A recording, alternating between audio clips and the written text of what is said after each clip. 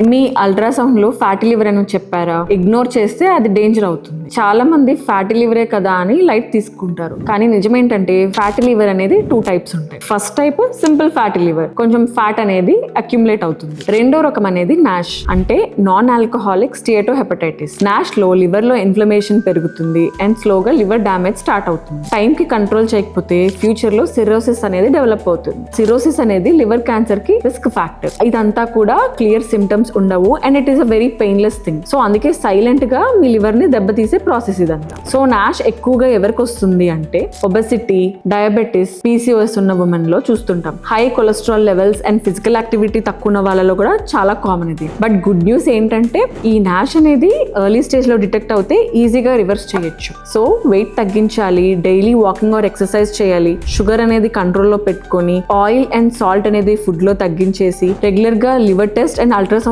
చేయించుకుంటుంటే fatty liver silent గా చేసే damage ని తగ్గించేసుకోవచ్చు. This is your oncologist Namrata.